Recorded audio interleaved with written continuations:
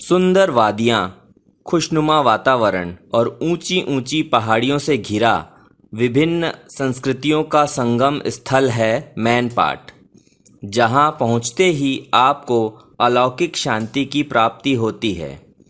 मैनपाट के नयनाभिराम दृश्य स्वतः ही सैलानियों को अपनी ओर आकर्षित करते हैं। यहाँ चारों ओर फैली हरियाली, घुमावदार पहुँच मार्ग, मन को असीम शीतलता प्रदान करने वाले जलप्रपात, अचंभित करने वाले प्राकृतिक दृश्य और दूर दूर तक फैला पाट क्षेत्र है। मैनपाट विंध्य पर्वतमाला पर स्थित है, जिसकी समुद्र सतह से ऊंचाई 3781 फीट है। इसकी लंबाई 28 किलोमीटर और चौड़ाई 10 से 13 किलोमीटर है। राजधानी रायपुर से अंबिकापुर की दूरी लगभग 365 किलोमीटर है। वहीं अंबिकापुर से मैनपाट की दूरी लगभग 50 किलोमीटर है। यहाँ की जलवायु के कारण मैनपाट को छत्तीसगढ़ का शिमला कहा जाता है। प्राकृतिक संपदा से भरपूर यहाँ बौद्ध मंदिर, सरभंजा जलप्रपात, टाइगर पॉइंट तथा मछली पॉइंट प्रमुख दर्शनीय स्थल हैं। अंबिकापुर से मैनपाट जाने के लिए 2 रास्ते हैं। पहला रास्ता अंबिकापुर सीतापुर रोड से होकर जाता है और दूसरा ग्राम दरिमा होते हुए मैनपाट तक जाता है। मैनपाट में पर्यटन को बढ़ावा देने तथा विकास को गति देने के लिए वर्ष 2012 में जिला प्रशासन सरगुजा द्वारा मैनपाट महोत्सव की शुरुआत की गई। अब हर वर्ष मैनपाट महोत्सव का आयोजन किया जाता है, जिसमें देश के नामी कलाकारों के द्वारा सांस्कृतिक कार्यक्रम की प्रस्तुति, विभागीय स्टॉलों के द्वारा विकास की झलक देखने को मिलती है।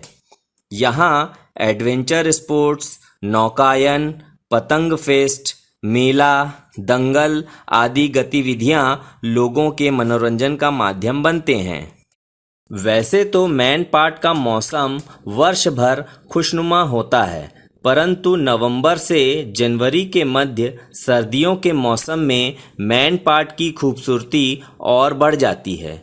बारिश के बाद झरनों की सुंदरता, चारों ओर खेतों में लहराती हुई टाऊ की फसल दर्शनीय होती है।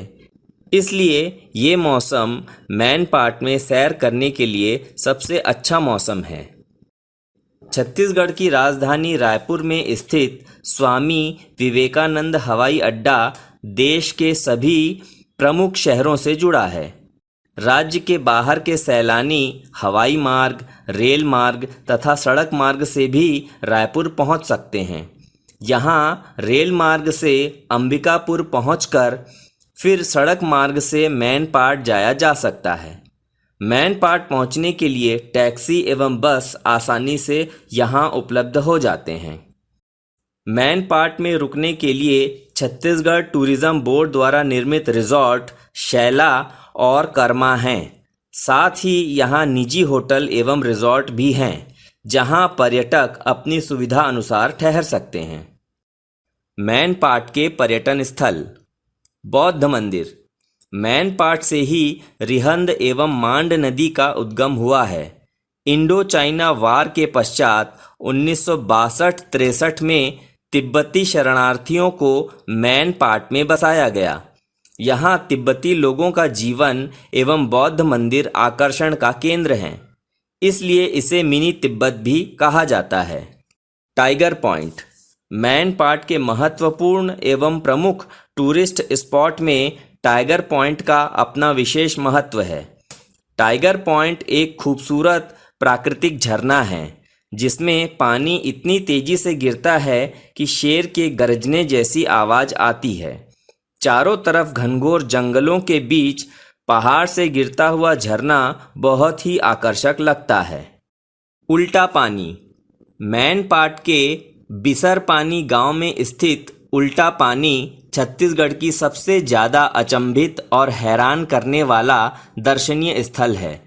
यहाँ पर पानी का बहाव नीचे की तरफ न होकर ऊपर यानी ऊंचाई की ओर होता है। यहाँ सड़क पर खड़ी न्यूट्रल 4 पहिया गाड़ी 110 मीटर तक गुरुत्वाकर्षण के विरुद्ध पहाड़ी की ओर अपने आप लुढ़कती है। जलजली।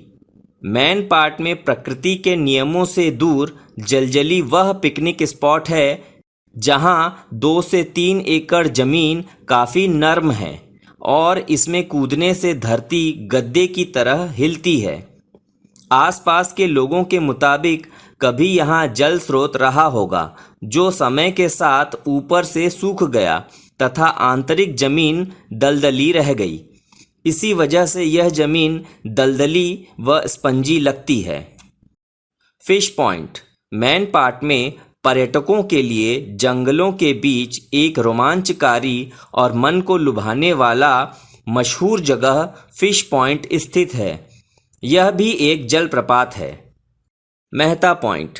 मैन पार्ट में स्थित मेहता पॉइंट ऊंची पहाड़ियां, गहरी घाटियां तथा वन मनोरम दृश्यों से भरपूर हैं।